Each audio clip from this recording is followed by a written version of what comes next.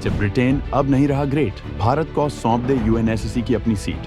PM Modi के दौरे से पहले सिंगापुर के राजनयिक का बड़ा बयान। यूएनएससी में सुधार पर भारत ने काटा बवाल, चीन को लगी मिर्ची।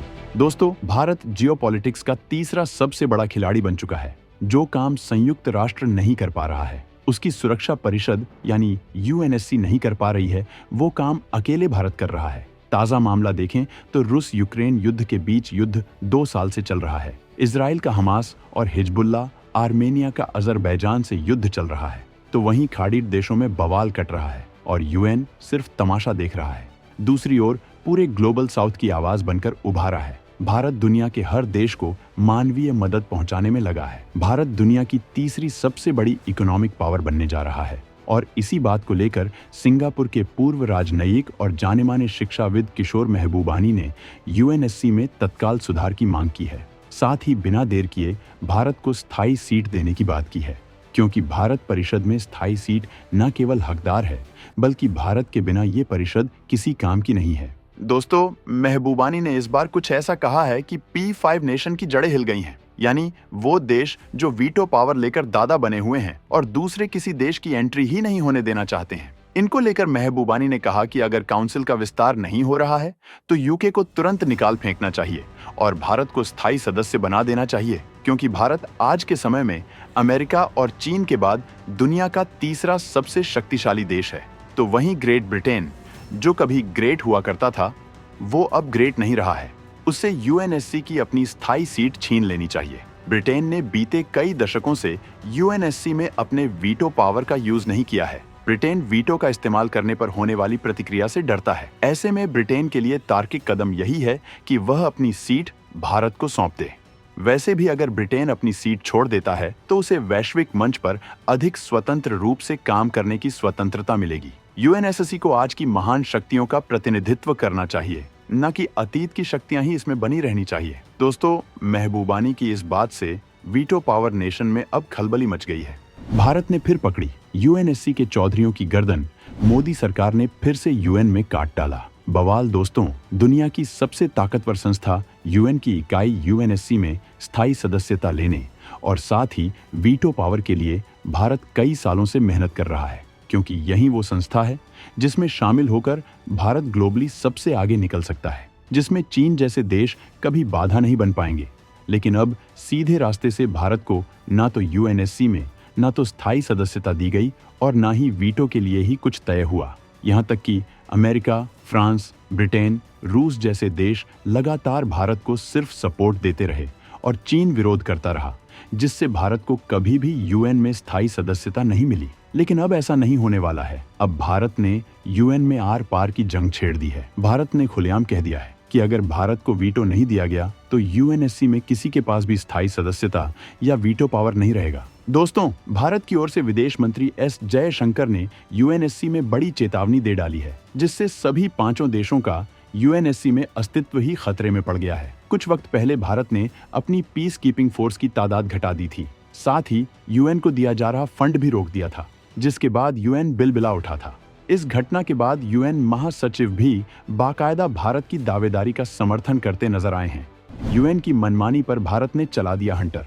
भारत को शामिल नहीं किया तो बिखर जाएगा संगठन। खुद चीन भी नहीं रह पाएगा यूएनएससी का स्थायी सदस्य देश। संयुक्त राष्ट्र के गठन के बाद से दुनिया ने कितने बदलावों को देख लिया, लेकिन बीते 80 सालों में संयुक्त राष्ट्र सुरक्षा परिषद में कोई बदलाव नहीं हुआ। लेकिन अब संयुक्त राष्ट्र सुरक्षा परिषद की बैठक में उम्मीद जताई जा रही है कि कुछ सुधार हो सकते हैं। भारत समेत G4 देशों ने संयुक्त राष्ट्र में बड़े सुधारों की मांग की है, लेकिन इस पर पाकिस्तान को मिर्ची लगी हुई है। चीन भी पाकिस्तान का पीछे से सहयोग कर रहा है, लेकिन भारत इस बार इनको छोड़ने वाला नहीं है, क्योंकि मौजूदा समय में संयुक्त राष्ट्र सुरक्षा परिषद में अमेरिका, चीन, रूस, फ्रांस और ब्रिटेन स्थायी सदस्य हैं। पश्चिम एशिया, अफ्रीका, लैटिन अमेरिका और दक्षिण एशिया समेत दुनिया के कई ऐसे अहम इलाके हैं जिनका इस संगठन में कोई प्रतिनिधित्व नहीं है। दुनिया का सबसे ज्यादा आबादी वाला देश भारत इसका हिस्सा नहीं है। इस बात को लेकर सिएरा लियोन के राष्ट्रपति जूलियस मादा बायो ने भी आवाज उठाई है। तो वहीं संयुक्त राष्ट्र में भारत की उप स्थायी प्रतिनिधि योजना पटेल ने कहा है कि लंबे समय से चले आ रहे मुद्दों का समाधान करने के लिए लिखित बातचीत हो। भारत ने लगातार लिखित बातचीत पर जोर दिया है ताकि इस दिशा में ठोस प्रगति हो सके। भारतीय प्रतिनिधि योजना पटेल ने कहा है कि बिना लिखित बातचीत के कोई भी ठोस प्रगति नहीं होगी। ऐसे में सुधारों की प्रक्रिया बेकार साबित होगी। दोस्तों, भारत की आक्रामकता को देखते हुए इस बार संयुक्त राष्ट्र के महासचिव एंटोनियो गुटरेस भी सुधारों को लेकर काफी सक्रिय दिखाई दे रहे हैं। वैसे यूएनएससी में सुधारों की चर्चा फरवरी 2009 से चल रही है। इसमें जर्मनी, ब्राजील और जापान के साथ मिलकर भारत ने G4 ग्रुप बनाया है। ये देश चाहते हैं कि यूएनएससी में 6 अतिरिक्त स्थायी सदस्य और 4 अस्थायी सदस्य शामिल किए जाएं। दूसरी तरफ पाकिस्तान ने इटली के साथ मिलकर UFC ग्रुप बनाया है। चीन भी पर्दे के पीछे से पाकिस्तान को सहयोग कर रहा है। UFC ग्रुप अतिरिक्त स्थायी सदस्य संख्या बढ़ाने का कड़ा विरोध कर रहा है। हालांकि इसका ताबीज बनाने के लिए भारत लगातार राजनयिक कोशिश करता रहा है। भारत के विदेश मंत्री एस जयशंकर ने कहा है कि वीटो पावर देश यूएन की पुरानी प्रणाली से जिन्हें लाभ मिल रहा है वे नए सुधारों का विरोध करते हैं। ये नहीं चाहते कि भारत जैसा देश यूएन में बड़ी भागीदारी निभाए। जयशंकर ने निशाना साधते हुए कहा कि पुरानी प्रणाली के लाभार्थी देश यूएन में होने वाले बदलावों का विरोध कर रहे हैं क्योंकि उन्हें लगता है कि भारत जैसे देशों को अगर वीटो पावर जैसा विशेषाधिकार मिल गया तो उनकी स्थिति कमजोर हो जाएगी।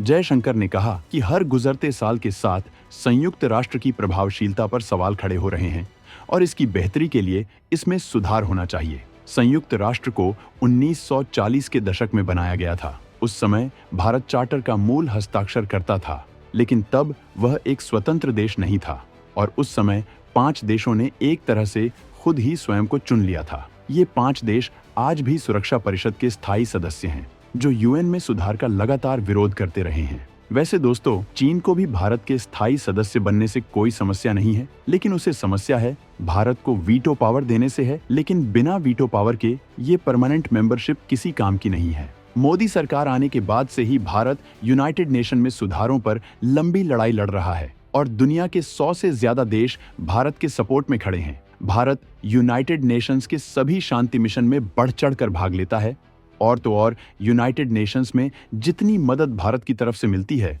उतनी कहीं से नहीं मिलती।